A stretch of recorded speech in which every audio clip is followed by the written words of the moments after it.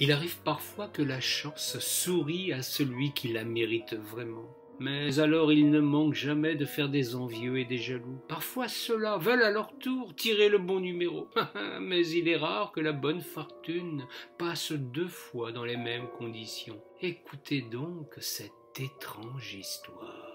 Il était une fois un brave homme qui était si pauvre qu'il avait toutes les peines du monde à nourrir sa famille. La vie l'avait fait naître sans fortune, il n'avait hérité que de la force de ses bras, de son bon cœur et d'une vieille barque qu'à force d'ingéniosité et de patience, il maintenait à flot. Pour gagner sa vie, il y avait la rivière. C'était une époque poissonneuse, sa pêche lui permettait essentiellement de nourrir les siens tout en vendant quelques poissons pour améliorer l'ordinaire. Sa barque était pour lui un bien précieux, son outil de travail, pour aller relever quelques nasses et faire de jolis coups de filet. C'est un matin de décembre qu'il commit l'étourderie de jeter sa vieille ancre toute rouillée à l'eau. La veille, il avait défait la chaîne pour ressouder un maillon qui se défaisait. Pris par la nuit, il avait oublié de fixer l'ancre de nouveau.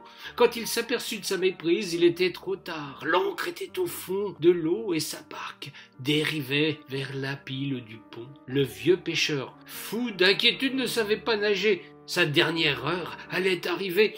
Il était dans un tel désespoir qu'il se mit à implorer le ciel pour échapper à la mort en se fracassant. Alors qu'il priait avec ferveur, un vieillard surgit de nulle part. Avant que de plonger dans les eaux glacées, il remonta à la surface près de la barque, tendant au pêcheur désespéré une ancre rutilante et argentée. L'homme, dans sa barque, semblait contrarié. Il dit à son sauveteur: « Non, ce n'est pas la mienne, mon ancre est vieille, rouillée et toute cabossée. » L'inconnu plongea dans la Loire une seconde fois pour remonter. Une nouvelle ancre, plus belle encore, dorée et brillante de 1000 éclats. Le pêcheur, de nouveau, s'exclama: « Ce n'est pas la mienne, mon ancre est vieille, rouillée et toute cabossée. » Saint Nicolas, puisque c'était lui qui était venu à son secours, plongea une dernière fois et remonta la vieille ancre rouillée et toute cabossée. Le pêcheur le remercia 1000 fois, tandis que Saint Nicolas disparut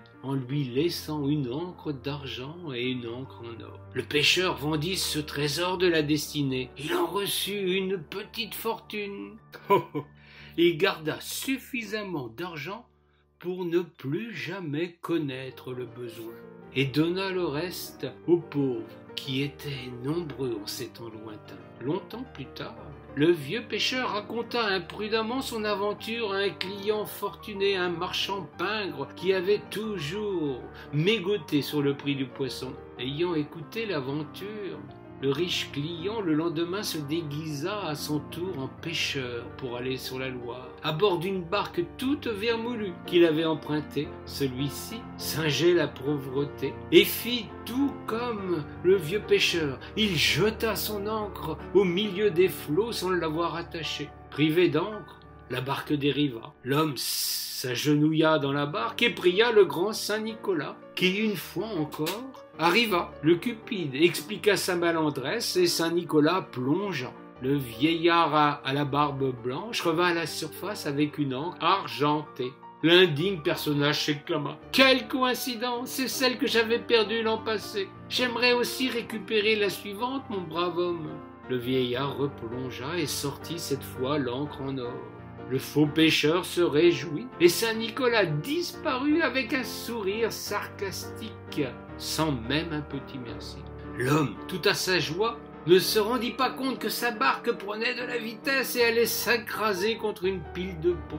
Pour éviter la catastrophe, il prit une des ancres, mais au fond de la barque, il n'y avait que 2 petits tas de sable. La barque se fracassa, l'homme tomba dans les flots tumultueux. Le vieux pêcheur, qui avait suivi à distance la mascarade, arriva assez vite pour le repêcher. Tout penaud, cette fois-ci, l'homme fut contraint de remercier. Une fois à terre, il s'en retourna dans son échoppe, la tête basse et sous les moqueries de tous ceux qui avaient assisté à la scène. De ce jour, le marchand ne connut que des revers de fortune, multiplia paya les mauvaises affaires et se retrouva bien vite aussi pauvre que celui qui l'avait aidé. Celui-ci eut pitié de lui et lui accorda le gîte tous les jours, tout en lui donnant un bol de soupe et une miche de pain. Il se garda bien de lui remettre de l'argent, il se dit que ce n'était pas bonne charité pour celui qui a voulu tromper le ciel.